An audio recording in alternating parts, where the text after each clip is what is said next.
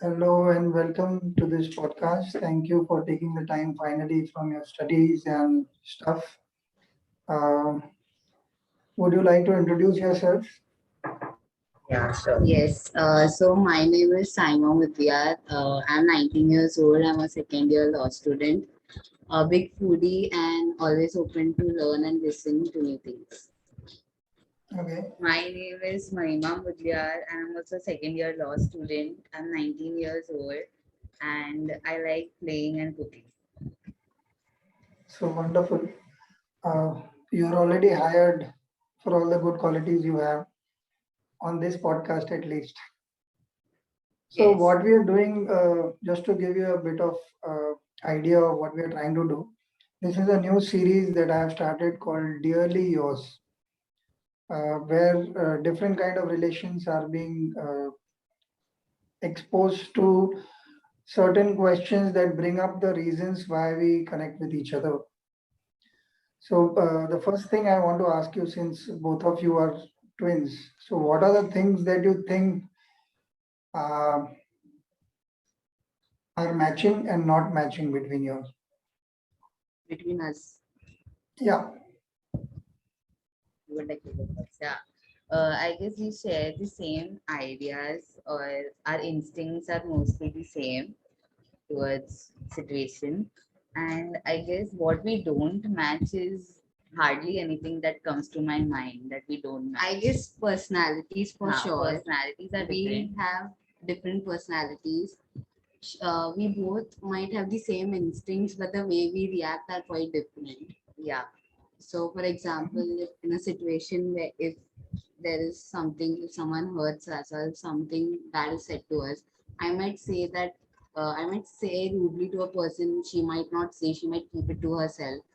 So we have we have the same instincts, but we react differently. That's the thing we don't have common between us. okay. So, a trick question here. Suppose you were not sisters and you met each other uh, through some random circumstance. Okay. Uh, Now, if you were to judge each other as people who you would connect with or not, for Yes, a definitely. it's a If we met bit of a each other, hypothetical question. Yeah. Yeah, we would connect with each other because we have a lot of similarities. We have a lot of common things that we share. And definitely, why not? Because as a person, I like her, not just because she's my sister, but genuinely, she has good qualities. So, why not? What about you?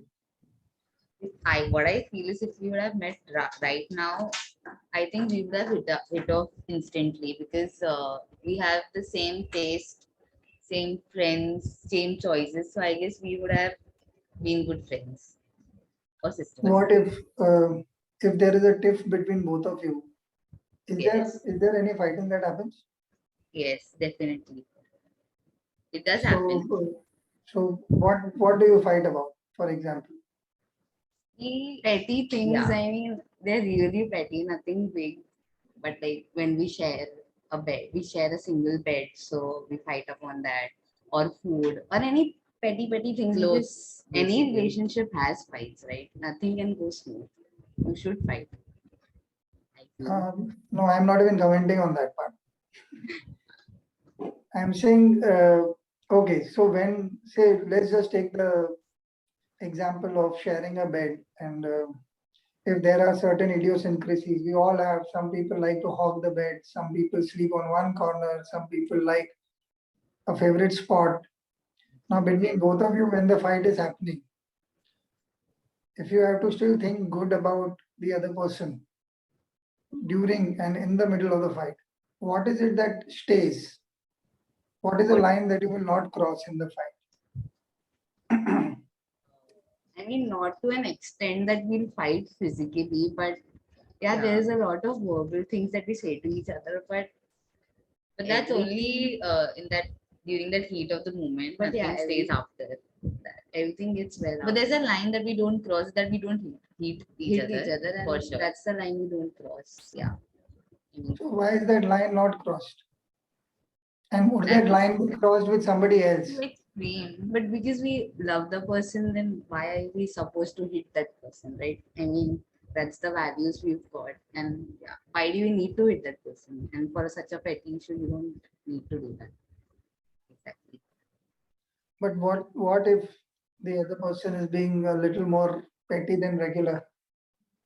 You need to be the bigger person then and solve the fight or just be silent for that moment so that the other person calms down a bit.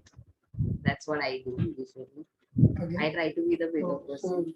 she keeps fighting and you become the bigger person, is it? No, she also becomes a I bigger person. do that regularly. It depends upon the situation. Okay, so a trick question now, considering that you both are learning to be lawyers and are quite keen to pursue that vocation. The question comes to you because she's been answering a few. So to be the bigger person basically does not look like a good sign for a lawyer because you would want to fight and win the case. And if I But had to that's a hire you, case, right? Sorry. wait, let her finish. Let her answer this because I But want to, yeah, I what want I her to bring in a perspective because it's a mindset thing. when we both fight, the thing is generally she speaks very like rudely or sometimes, so I keep my mouth shut and I listen to it and I tell her later that it's wrong or what I feel. I don't say it in that moment. I avoid because then the things are just gonna go worse. So I avoid saying when we fight. I say it afterwards when everything is calm and cool. So yeah, that's what I do. Okay. What do you have to say? Because it's a requirement. Suppose I'm just now pushing the thing just to check what is the mindset that you bring to the table at that point of time. So if you are in the middle of a professional situation where you need to think on your feet and come up with something that continues the fight, because the judge is going to finally, buy your argument or maybe decide against your client. How would you now tackle a situation like that?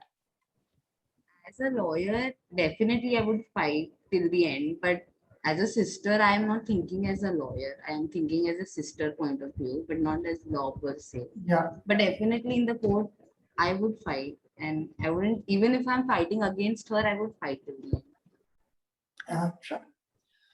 Now, a question that is more about, since you are sisters, we cannot avoid that topic. But say, have there been instances where these reactions, the differing reactions that you have, lead to a sort of personality clash between the both of you? Has there ever been a time where it's been very, very strong? And can you give us an example about that?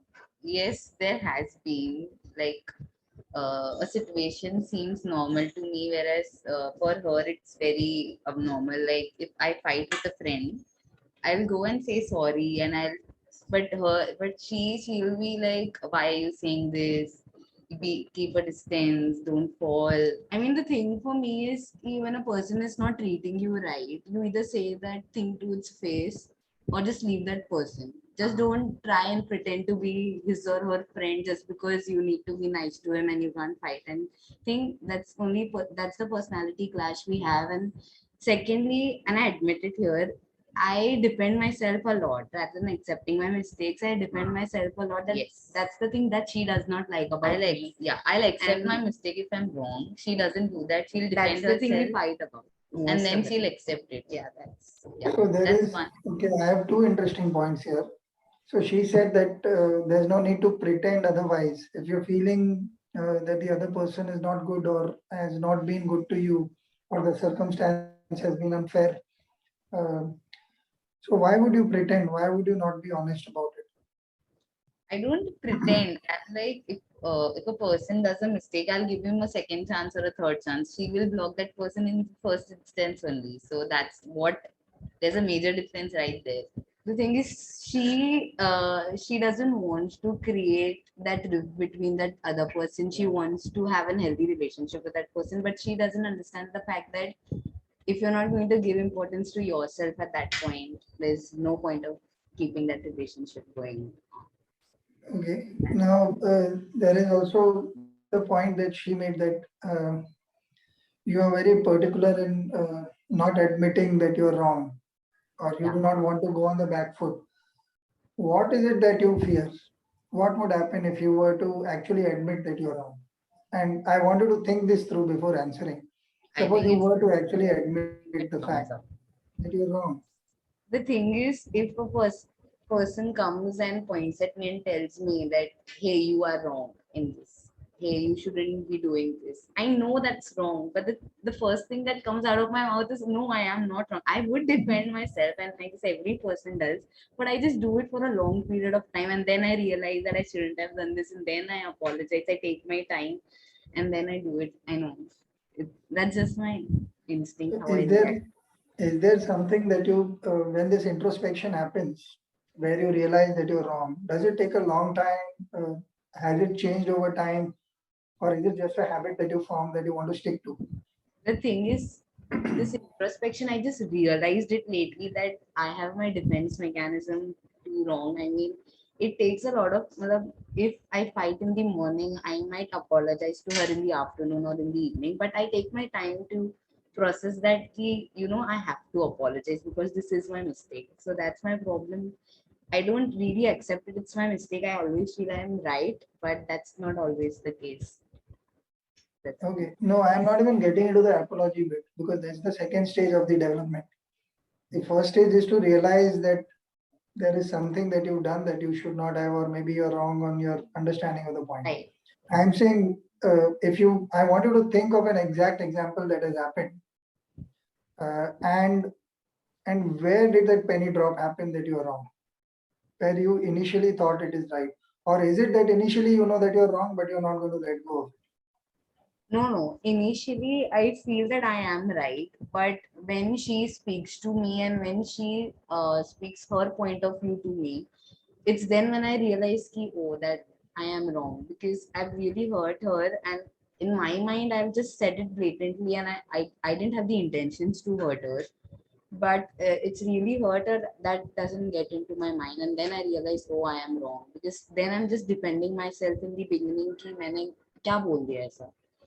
Then I realized, it's really hurtful and I shouldn't have said that. Okay. Uh, I'll come to one more question about this, but before that, uh, that she does not have the intention to hurt you. Hmm.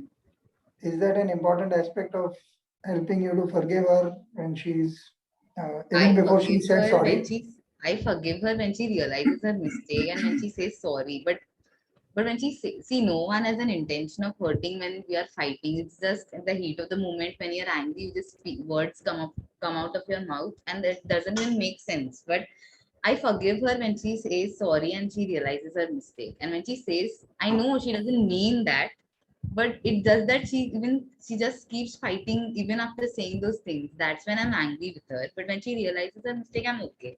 I'm okay with it. Okay. Now coming to a point, I want to continue that. You both been referring to each other, and while that is one part of the reason why I wanted two people to be speaking, but does this characteristic trait continue outside also in the with other friends, your parents or other people that you interact with? And if it does, then how do you? So I'll give you an example. Say, for example, she immediately thinks she's right, and both of you have gone outside. You're with other friends. She's done something which, according to you, is wrong, and she obviously thinks she's right. Now, if the situation is a little out of control, will you support her, or will you actually help her admit it that she's wrong? When something like this happens outside, I say it to her like very politely, ki whatever you're doing is wrong. Or if she doesn't even understand there, I'll come home and I'll make her understand. But if something happens to me, uh, basically she stands up for me more than I do for myself. It's I like mean, that. even if I know that she is wrong at that point of time, I would definitely support her Yeah, she because would. I mean, I would. even if the world goes against her, I'll always stand by her. Even if I know in my heart that she's wrong, that I'll tell her when she comes home. That's the place where we talk about things, not in front of people. Because to the world, we are one and we never fight when people are around us. So which is a wonderful trait to have. I think that's the least one can expect out of a sibling, especially if they are the same age and same circle. So, one other question that I want to ask is, where do you draw the line between saying this is only mine and we are not together here because this is so important to me uh, as a value system or as a personality trait that I want to stick to? Is there any such thing or is there nothing like that? There is, I mean, when it comes to your career, when it comes to your studies, I mean, there's no compromise there. I mean, if you don't want to do a particular thing right now and I want to, just because you are not doing, I can't stop. I mean, that's the thing that we are very clear about, that when it comes to studies or when it comes to our own friend circle, we don't interfere in each other's friend circle. When we have different groups, we give each other their own personal space, and I guess she understands that.